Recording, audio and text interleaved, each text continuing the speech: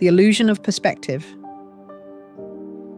As humans, our observable perspective is always inherently limited. We experience our reality from a single, first-person perspective, the player at the center of our own game.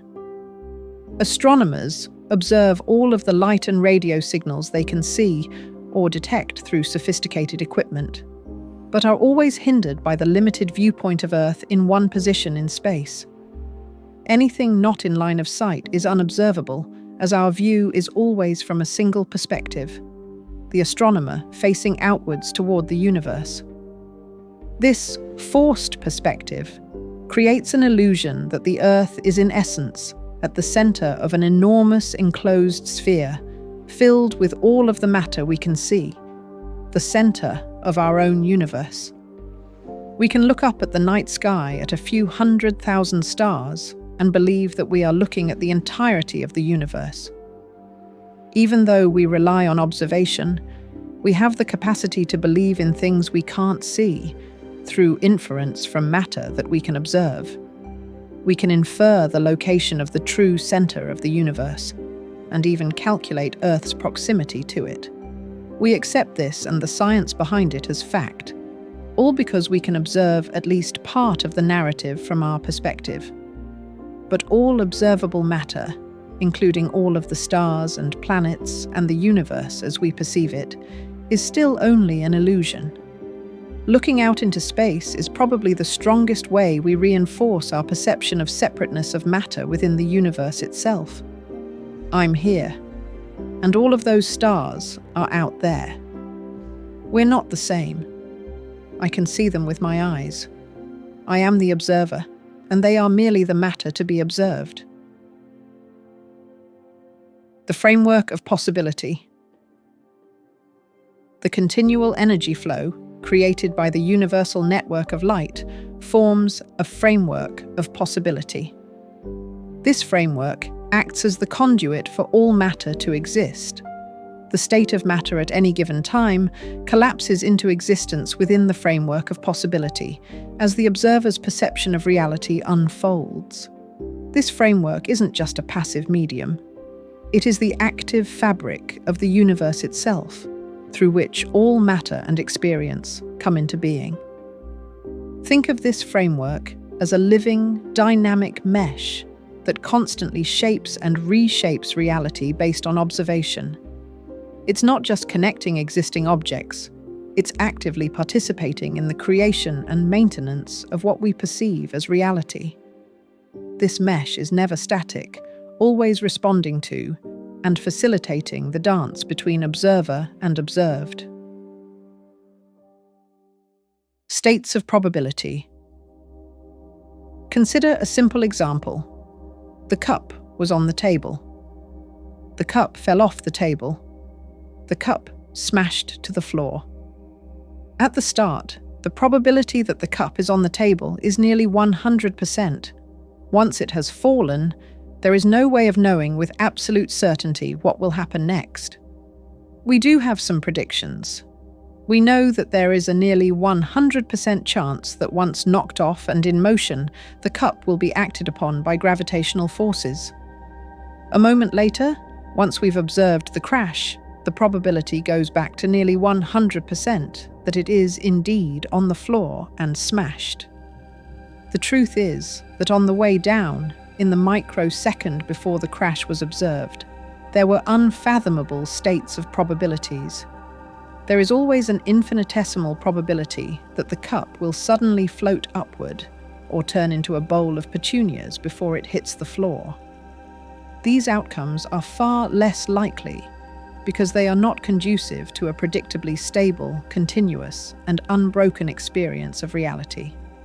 This inherent tendency towards stable outcomes reflects a fundamental principle of physics, the principle of least action. Just as a thrown ball naturally takes the path requiring least energy, or water flows downhill rather than up, reality tends towards states that require minimal energy to maintain. Within our framework, states of unity and connection represent these natural low-energy configurations. They align with reality's fundamental nature, requiring no additional energy to sustain. Individual states of probability can accumulate and interact to create larger patterns of influence. These accumulations of probability, which we call probability densities, manifest in two fundamental ways. The first is known as constructive interference, or ground state patterns. When probability states align with systems' natural tendency toward their lowest energy configuration, they create more stable conditions within the framework.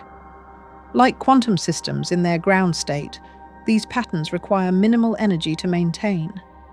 This natural alignment tends to reinforce similar low-energy states in surrounding systems, creating regions of enhanced stability through the framework, developing a snowballing, stabilizing effect. The second way in which densities emerge is through destructive interference, or excited state patterns. When probability states maintain systems in higher energy configurations, they create patterns that require constant energy input to sustain. Like quantum systems in excited states, these patterns are inherently unstable and will naturally decay back to lower energy states unless continuously reinforced. This constant energy requirement can propagate through connected systems, creating expanding regions of instability within the framework, snowballing into unstable, high-energy realities. Framework stability. The framework maintains stability through three core principles. First, reinforcement of connection. This principle includes states that strengthen the interconnected nature of matter, outcomes that maintain coherence with previous states, probability patterns that support continued existence. Second, balance of change and continuity. This principle includes allowing for evolution of states while maintaining coherence, supporting dynamic interaction while preserving stability, enabling new possibilities within established patterns. Third, natural correction. This principle includes tendency towards states that maintain overall stability, higher probability for outcomes that preserve coherence, resistance to states that would disrupt the framework. This stability isn't rigid, it's dynamic and responsive. Like a tightrope walker maintaining balance through constant small adjustments, the framework continuously rebalances to maintain coherence while allowing for change and evolution. This balance is crucial for maintaining an unbroken chain of experience while enabling the endless possibilities that consciousness can explore. Intention and the nature of change. The principle of least action dictates that nature always follows the path requiring minimum action between states, like a ball naturally rolling to rest at the bottom of a valley. This principle reveals how intention shapes reality through the framework of possibility. Within our perceived reality, intention is our only pure contribution. Before any action occurs, before matter shifts or probability states collapse, the mere formation of intention alters the framework's patterns.